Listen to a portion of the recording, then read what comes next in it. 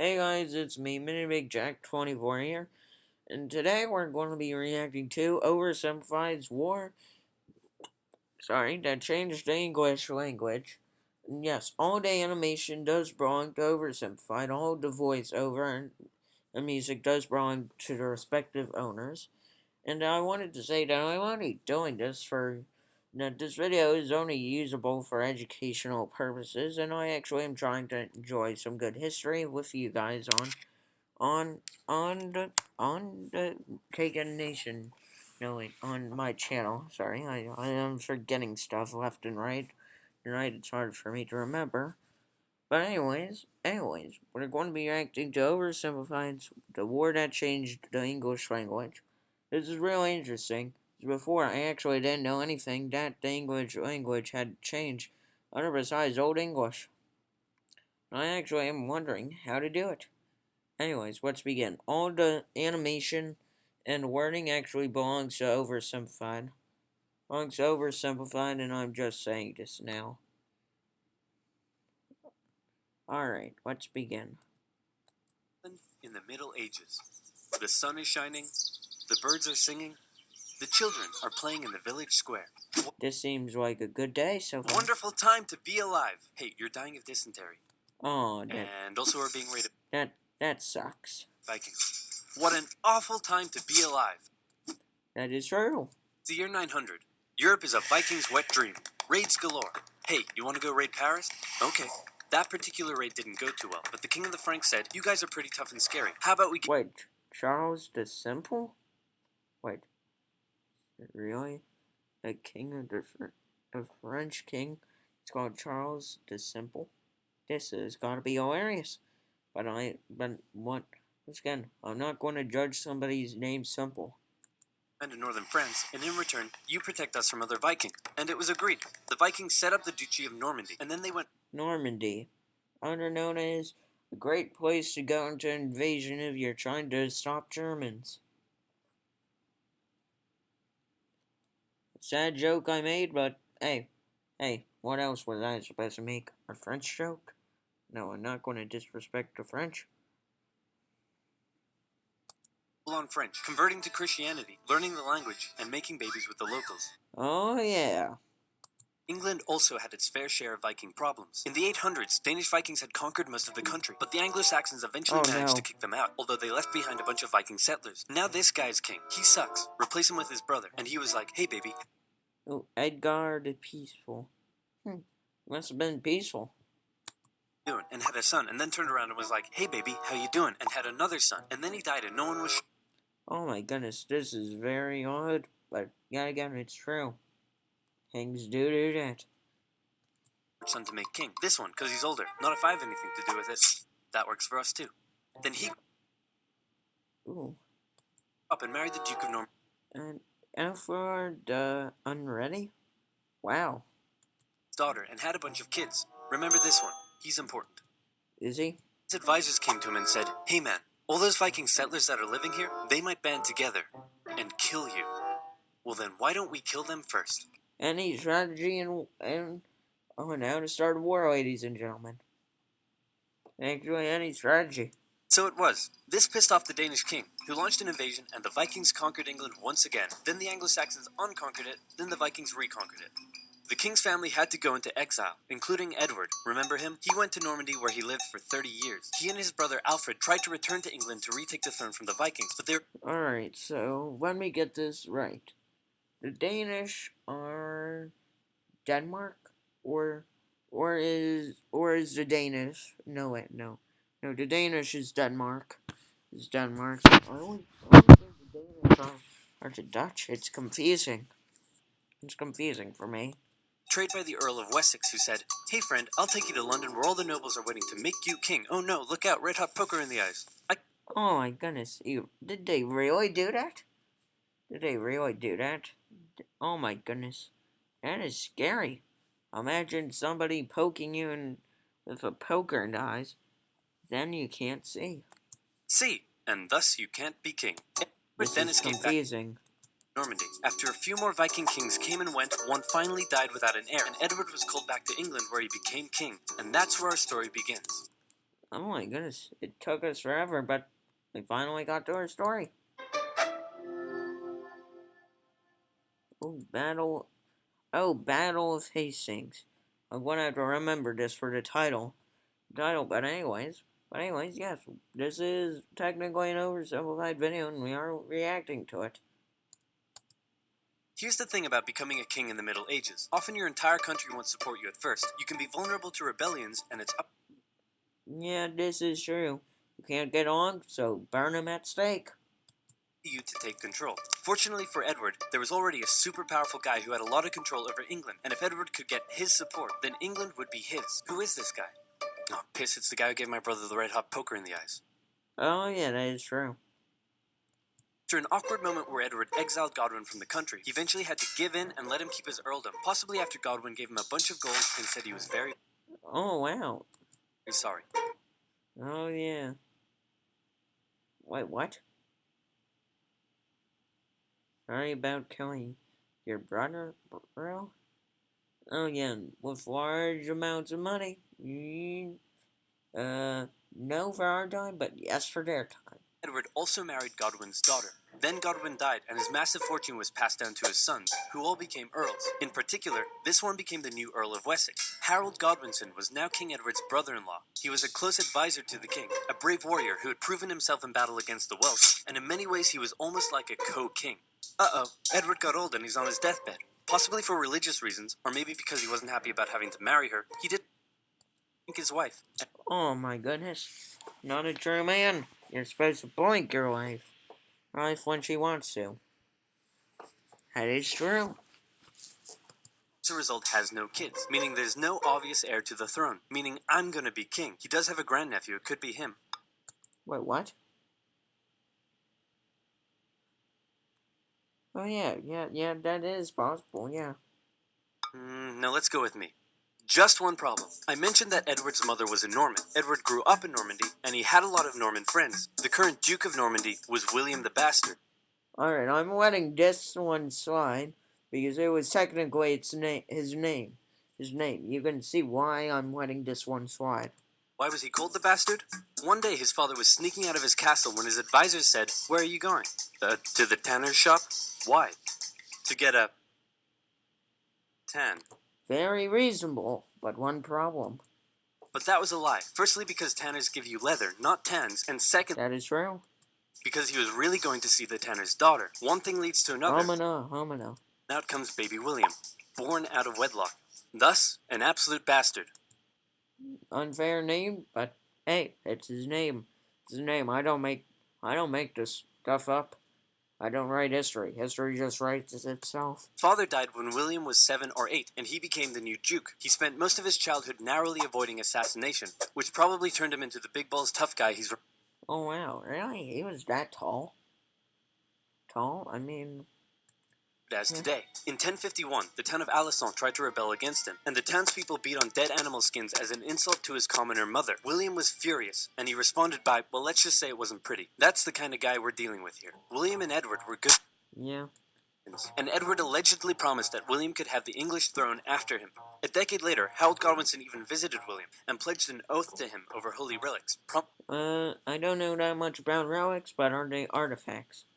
I'm pretty sure that they could be. That William could be the next king of England, although it's possible Harold only did it because William was holding his family hostage. So, Yeah, that's why you don't want to get on the bastard side. Bad side. William heard that the king was on his deathbed. He said, "Hooray, I'm going to be king." So now you have two extremely powerful men who both think they're about to become the next king. But wait, this guy, Oh no, a challenger approaches. the king of Norway. He spent The king of Norway, you say? Norway and Sweden, the kings of the Viking Age. Other besides Denmark. I would also say Finland, but during that time, Finland was not a country. his life as a warrior for hire, fighting for whoever would give him the most gold. You name a place, he probably fought a war there. Poland? Yep. Oh wait, they fought in Poland? Estonia? Yep. Estonia? Wow. Against pirates in the Mediterranean? Yep. The whole Wow. lands, Sicily, and Bulgaria? Yep. Wait, Bulgaria? Oh wait, we would go back to that place in a different oversimplified video. But let's see. crazy rich off the back of it and was swimming in gold. How can you swim in gold? Gold acts like a solid, not a liquid.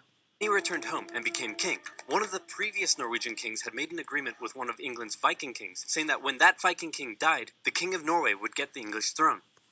Yep. Felt that because of this agreement, he was now entitled to the English throne. He was also eager to go on one last big conquest that would turn him into a legend. So when he got And unfortunately, this legend became part of a YouTube channel.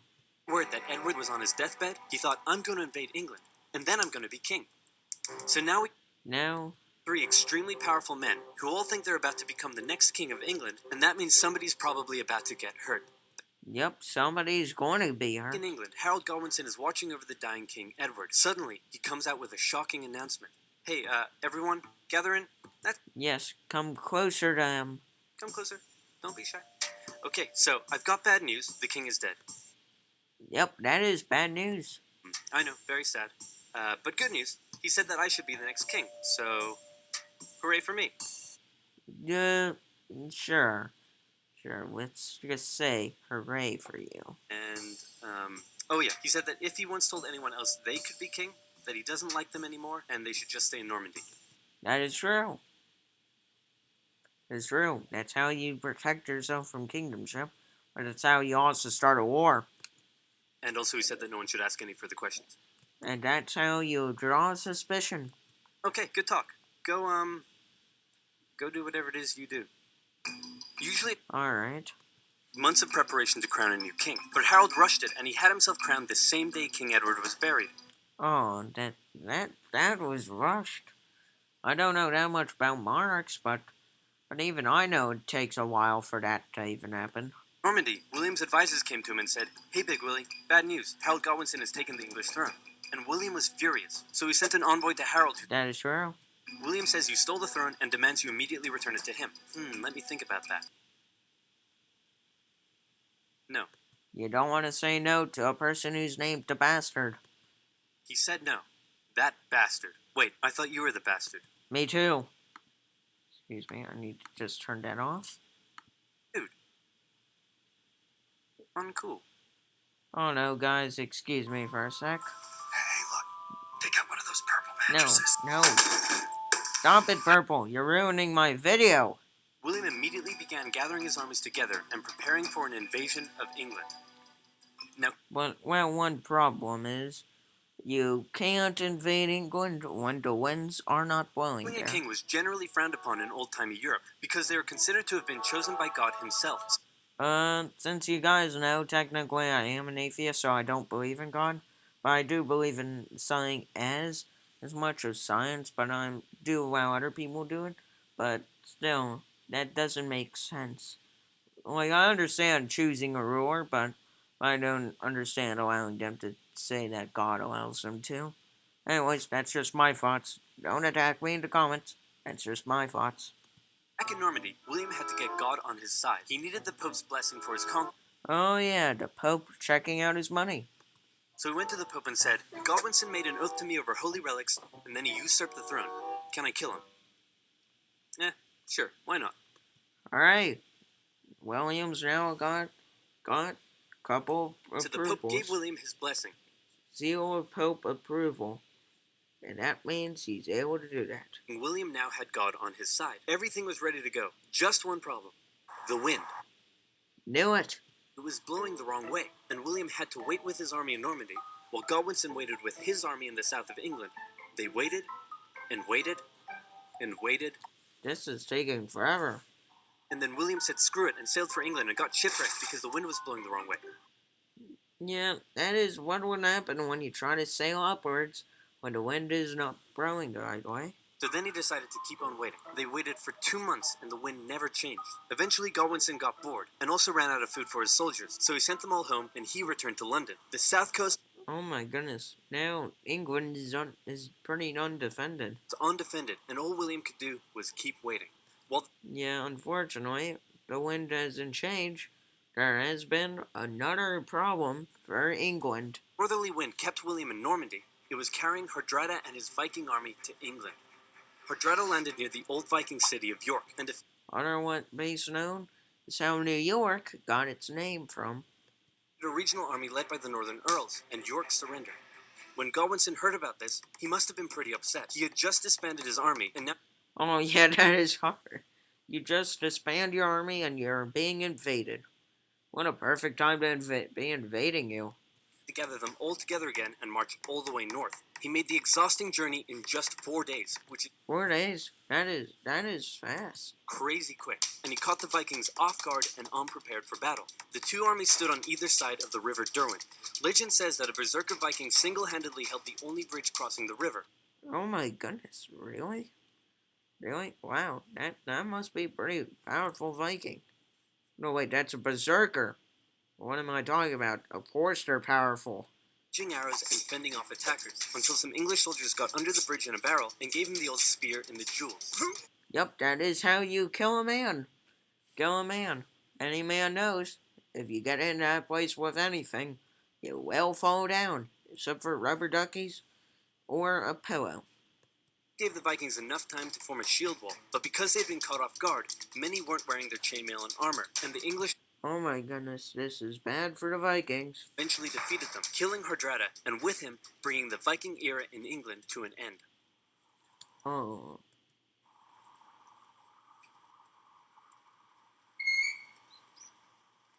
Hooray. Finally! William's fleet of over 700 ships and 14,000 men set sail and landed on the English coast at Pevensey and set up camp near Hastings. And Harold was still all the way in York. His exhausted army had to march He had marched so far. all the way south just days after their battle with the Vikings. Harold made it to London and considered just staying there and waiting for William to come to him. But William forced Harold's hand by burning down a bunch of villages. That is how you know he's called a bastard. Army set out and met Williams on the 14th of October, 1066, and both 14th of October, that's coming soon. sides prepared themselves for the Battle of Hastings. The English were on a hill, so they decided to stay there because it was a good defensive position. The Normans approached, and That is true. If you're on a hill, you got a pretty much good advantage. Yeah, except for when you run out of food, supplies, and energy. sides probably spent a while yelling at each other. William and the Normans had a few tactical advantages over the English. The first were the archers. The Normans sent volley after volley of arrows at the English, who formed a shield wall in defense. Then William sent his infantry up the hill. The English threw anything they had at them, and the Normans could No, stop throwing animals or cats. I understand throwing axes, but not cats or animals. In general, that's not good. wall. Then the Normans' next tactical advantage came into play. William sent his cavalry up the hill, but even they struggled to break through the shield wall defenses. Just flank them from the sides. Move around. Go behind the hill. Walk up the hill. And attack them. That's a very good tactic in medieval times. Not sure if they had it during Viking times, but I'm telling you, if you do that tactic, you would have the English on the run. Wave after wave of infantry and cavalry came, and Harold knew all he had to do was let the Normans exhaust themselves, and he would win. But then something a bit strange happened. It's possible the Normans incorrectly believed William had been killed. Maybe they lost their will to fight against the shield wall, or maybe it was an intentional deception tactic. But suddenly, Intentional deception tactic. You don't know why? Watch this. Norman forces turned and ran away from the English. Believing they had won, the English broke their shield wall and chased down the retreating Normans, who then turned. See, this is how English and learn on how not to get cocky. France, unfortunately, followed on England's path of getting cocky. It's why they lost World War II so fast. Round, encircled the English troops and cut them down. In the chaotic fighting that followed, Harold Godwinson was killed, the most popular theory being that he took an arrow in the eye. The English were Oh wow, he took an arrow to the eye. The last thing he saw was a bullseye. It's an archer joke. defeated, and William had won. He was no more just a bastard. Now he was a conqueror. Alright, let me get this straight. His name is William the Bastard the Conqueror. Full name. Alright. First, the English nobles were reluctant to make him king, but William burned down a few more villages, and the nobles eventually gave in and offered him the crown. As he was coronated, the local villagers in Westminster let out a cheer of support, but William Oh my goodness, they say hooray? it was a riot, so he burned down the village. Wow. He said hooray, and then he burns down the village. That's a little rough. Then had to go on a long and costly campaign of quelling rebellions and burning down villages all over England to force the people into submission. And England went through a massive transformation under its new Norman rule. English nobles were replaced with Normans. They built castles and grand cathedrals, but one of the Oh, that's where the Tower of London came from. Interesting changes occurred within the English language. The Normans brought their dialect of French to England and immersed Norman French, Old English. Now watch this. Old English in ways we still live with today. Anglo-Norman. First of Wow. all, the Normans were obviously the ones in power, so words related to power like government, judge, castle, and crown come from the Normans. Really? Wow. Actually, I never knew that. Words that are considered posher or more refined are usually the Norman ones. At first, the Anglo-Saxons probably weren't that friendly to the Normans, while the Normans likely weren't that amiable towards the Yeah, that's... Saxons. An Anglo-Saxon might come into a room, but a Norman would enter into a chamber. I'm pretty sure chamber is what you describe for a room. But to be fair, they still say the same thing. The Saxon might buy themselves a shirt, while a Norman would purchase a blouse. And while I'm pretty sure blouse is a shirt for a woman. I'm not sure, but I'm pretty sure that's what it is. Don't judge me, I don't know. filthy peasant's new shirt may be fair, the Norman blouse is absolutely beautiful. The Normans Wow, they actually wow beautiful. be considered some Anglo-Saxon words so crude that I can't even say them on YouTube. Oh yeah. Oh yeah, we can't say that on YouTube, but we all know what he's taking. One hell of a dump. There's more. Ask an Anglo-Saxon what job he does, and he might respond with some low-level trade, such as a baker, a miller, or a shoemaker. Really? Wow. Actually, never knew that they had bakers or shoer. But a Norman has a skilled trade, like a painter, a tailor, or a merchant. The Wow, they're merchants. Saxon farmers working in the fields owned many cows, pigs, and sheep, but once Oh wow, yeah. served up in a Norman banquet, they became beef, pork, and mutton, and written Oh wow. Actually, I never knew on how that actually came up. Now, come to think of it, you don't want to have a cow for dinner. But I guess I learned on why you're so hungry you can eat a horse. Figured out that one now. Thank you, Oversimplified. English changed too, since many Anglo-Saxons couldn't write the written language. Wow, that is an easy way on how to rewrite the English language. Don't know how you get from this one to TH. I don't know how you get this into W. Understand turning this into D. Romanticize. Your annoying friend that says Cool Whip might Yeah, that is true. I do have some friends that do say cool quick when it's cool whip.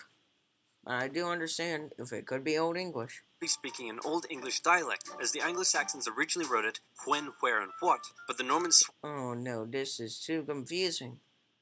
Normans, save us. the W and H around, and the long English A vowel sounded more like an O to the Normans, so you can thank them that you live in a home, not Alright, what else? I know there's a final punchline. a ham. Oh no, thank goodness I live in a home, not an IM.